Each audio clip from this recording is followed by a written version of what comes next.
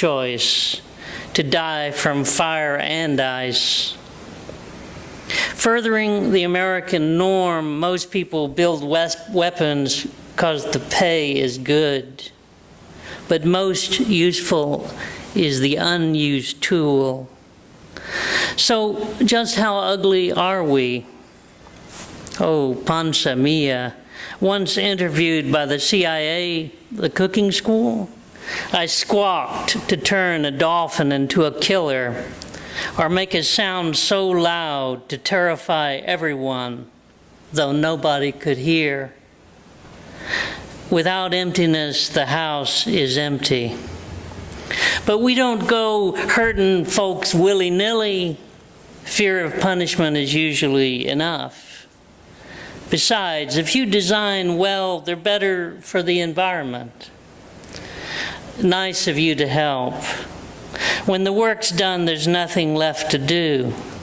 Total institutions create total individuals, see no contradiction between the work of God and the work of the bomb.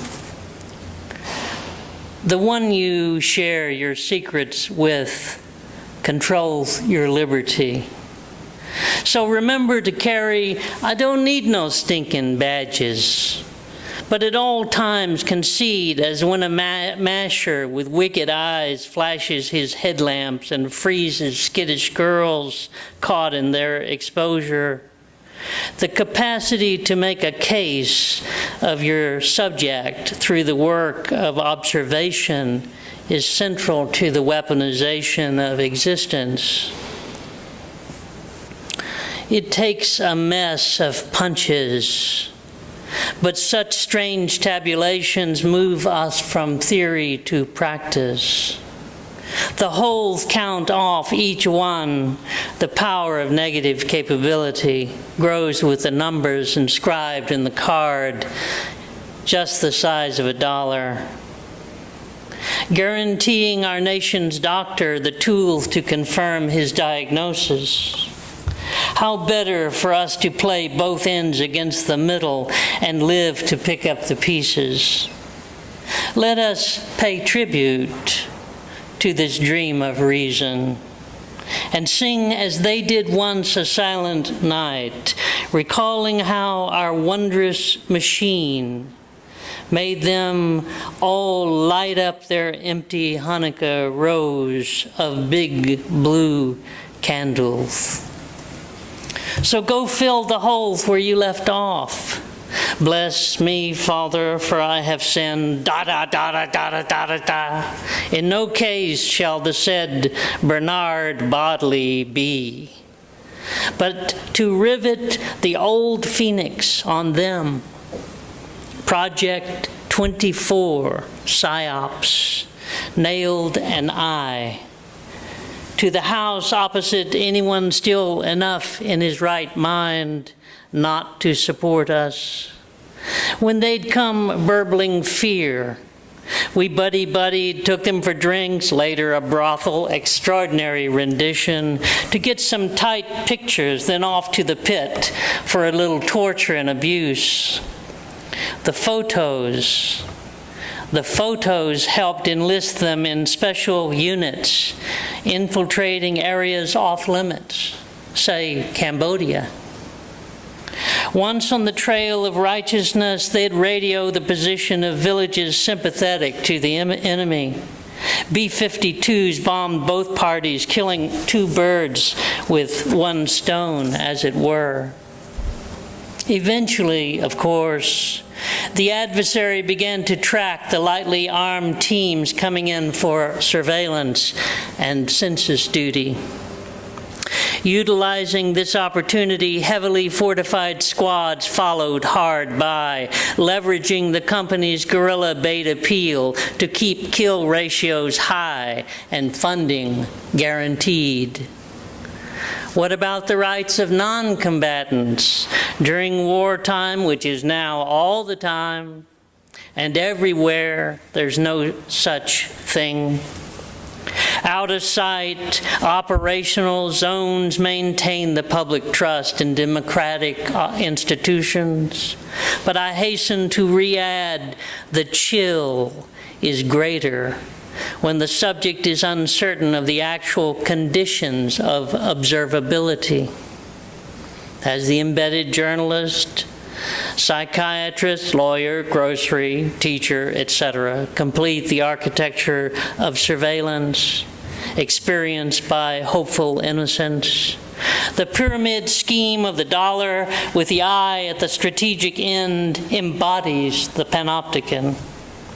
There's nowhere to hide. In every cell is written, "He knows when you are sleeping. He knows when you're awake. He knows when you've been bad or good. So be good for goodness sake." Every thought we take prisoner for Christ renders pliant enough patriots enable the new world order annuit coeptis. Compartmentalism facilitates division of labor, reaches its logical extension when thoughts are top secret.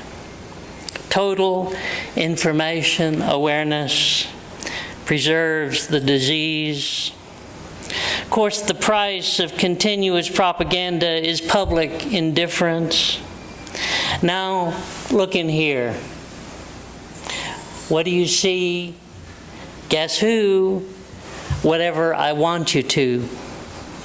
Perception management provides the means of social control, a necessary precondition for directing the flow of history. Under this regime, if people see the forbidden truth, but the mind won't admit it, they won't be turned to stone. We fill the frame with our desire. Your punishment, the ugliness yet to be seen, we pronounced Project Democracy. Too abused to make sound judgments, the masses' special treatment strikes a preemptive blow towards implementation of the mechanism. My fingers, separate but equal, can still turn the fucking channel. You're on, and nobody watches TV. Or even make a fist to smash the thing. The eye you think you're watching, you may turn down, but not off. Our memory will run out altogether. Ah, here's a special Nagasaki survivor. Noteworthy by virtue of opposing patches, black and white, forever etched into her back, mirroring, of course, the dual-colored florals from her printed dress. It's all Medusa, all the time, right here on the Medusa Broadcasting Network.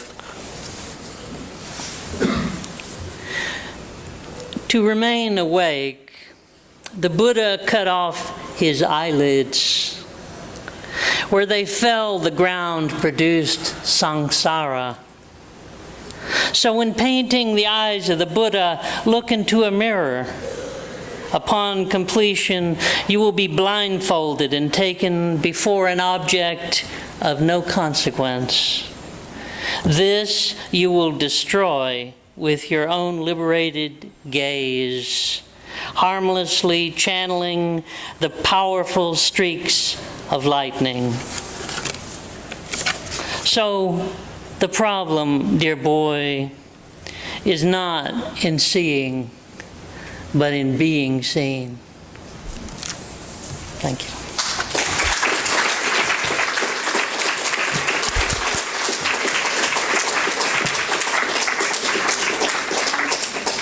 Cecil Kissam is next.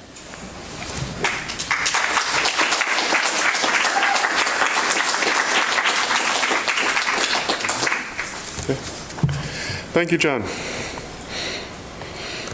I'm going to read two poems and portions of a third. The first is called Iowa House, summer 2013, written after reading Mark de Severo's Dream Book.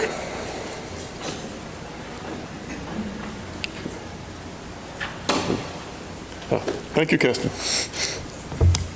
Iowa House, summer 2013. Put up in Iowa City and up from having dreamt of being very high in the air over Seattle, as though I were dead and looking down, but seeing only King Street Station and nearby the sprawl of Safeco Field where the Mariners play, and where, in memory, looms the figure, though not in the dream, in lights of a Negro repeatedly swinging a baseball bat. Though the dream had to do with its own teetering height over two landmarks, that riddle, and not Elliott Bay or wide Puget Sound, no water in the dream, or even fabulous Alaska Way from which the ferries depart. Instead, the spire on King Street, practically an awl beneath me, and the graduations of the baseball field. Who has not been, who among you could not have been, in some sense, on trail, proximate, part of a similarly imperfect triangle, the two of them, stadium,